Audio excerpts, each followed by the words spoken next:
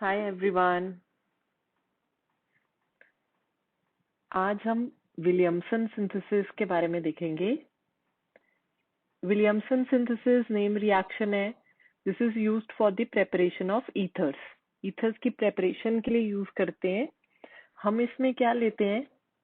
Williamson synthesis में हमारे पास होता है एक सोडियम अल्कोक्साइड की रिएक्शन। सोडियम अल्कोक्साइड की reaction with alkyl halide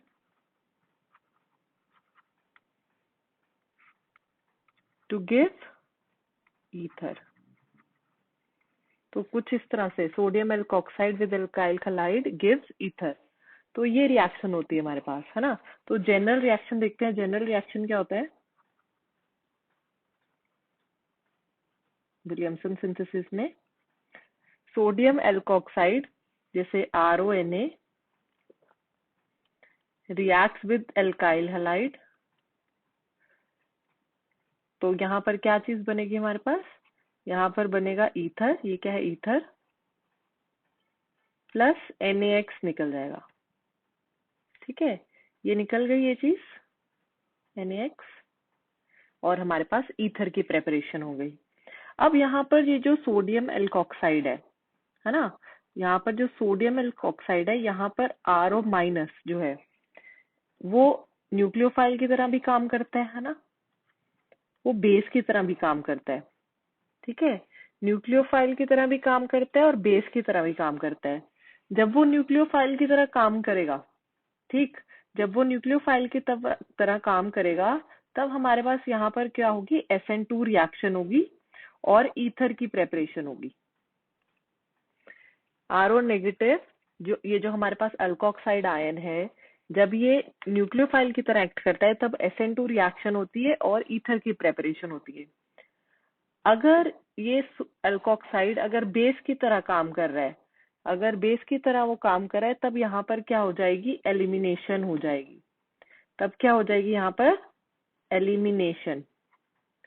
elimination होगी और एलिमिनेशन से हमारे पास ईथर की प्रेपरेशन नहीं होगी। फिर क्या बन जाएगा? एल्कीन। तब क्या बन जाएगा? एल्कीन बन जाएगा। अब कैसे देखोगे? ये चीज कैसे पता लगेगी, है ना? तो हमारे पास जो एल्काइल हैलाइड है, जो हम एल्काइल हैलाइड ले रहे हैं R-X, वो या तो प्राइमरी होना चाहिए या सेकेंडरी। ठीक है, एल्काइल हैलाइड अगर प्राइमरी या सेकेंडरी है तभी ईथर बनेगा। अगर एल्काइल हैलाइड टर्शरी है 3 डिग्री, तब क्या हो जाएगी? एलिमिनेशन हो जाएगी और एल्कीन बनेगा। तब क्या बनेगा? एल्कीन बनेगा। तो ये चीज आपको नोट करनी है। ये चीज नोट कर लो कि एल्काइल हैलाइड प्राइमरी या सेकेंडरी होगा तभी SN2 से ईथर बनेगा। अगर तो एल्काइल हैलाइड जो आप ले रहे हो अगर वो टर्शरी है, तब एलिमिनेशन होगी और एल्कीन की प्रेपरेशन हो जाएगी। ठीक, तो ये विलियमसन सिंथेसिस की आप क्या बोल सकते हो? एक तरह की लिमिटेशन है ना। हर केस में हर एक अल्काइल हैलाइड में ईथर की प्रेपरेशन नहीं हो रही, सिर्फ प्राइमरी और सेकेंडरी अगर आप ले रहे हो तभी ईथर की प्रेपरेशन हो रही है। तो अब अगर आपको ईथर प्रिपेयर करना है, आप SN2 मैकेनिज्म यूज करते हो, है ना। आप क्या यूज करते हो? SN2 मैकेनिज्म यूज करते हो ना। क्या होता है SN2 मैकेनिज्म? सिंपली हम ऐसे लिख देते हैं इसे। हमारे पास जैसे हमारे पास ये रिएक्शन है, सोडियम इथॉक्साइड है ये, इट रिएक्ट्स विद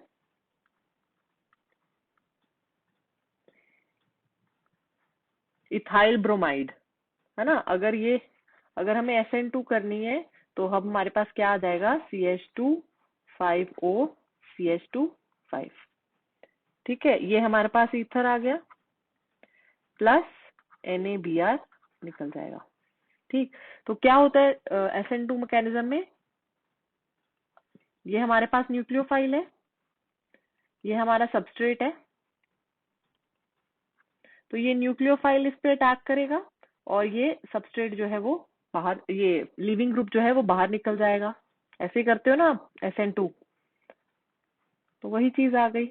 आप ऐसे दिखा सकते हो, प्लस Br माइनस निकल गया। ये लिविंग ग्रुप है हमारे पास। ठीक, तो ये न्यूक्लियोफाइल ने अटैक किया और ये लिविंग ग्रुप निकल गया, तो यही हमारे पास ईथर की प्रेपरेशन होती है। ठीक, मैंने आपको बोला कि हमारे पास जो है एल्काइल हलाइड प्राइमरी या सेकेंडरी होना चाहिए। ठीक है, 3 डिग्री नहीं होना चाहिए। RX जो हम अल्काइल हलाइड ले रहे हैं RX, वो 3 डिग्री नहीं होना चाहिए। अगर यहाँ पर आप 3 डिग्री अल्काइल हलाइड ले रहे हो, जैसे एग्जांपल अगर आप 3 डिग्री ले रहे हो RX, एग्जांपल जैसे कि मैं ये ले रही हूँ CH3 C CH, इसको भी CH3 CH3 Br, ये 3 डिग्री है। ठीक, और साथ में मैं यही C2H5 O माइनस Na+, ये ऐसे लिख सकते हो ना आप इसको, सोडियम इथॉक्साइड को ऐसे लिख सकते हो। ठीक, अगर जब आप, अब यहाँ पर क्या है हमारे पास, ये 3 डिग्री है। अब यहाँ पर ये जो अल्कोक्साइड है it will act as a base. Base का काम क्या होता है, प्रोटॉन एब्स्ट्रैक्ट करना। बेस का क्या काम होगा, प्रोटॉन एब्स्ट्रैक्ट करेगा। तो वो क्या करेगा, मैं इसको ऐसे लिख देती हूँ, ऐसे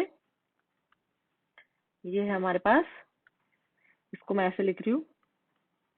तो ये बेस का काम क्या होगा, ये बेस जो है प्रोटॉन एब्स्ट्रैक्ट कर लेगा और यहाँ पर क्या आ जाएगा फिर, डबल बॉन्ड। तो हमारे पास ये क्या बन गया, CH3 C CH3, ठीक, डबल बॉन्ड CH2, और ये भी हमारे पास निकल जाएगा ना, प्लस हमारे पास ये बन जाएगा C2H5OH, ये चीज बन जाएगी हमारे पास।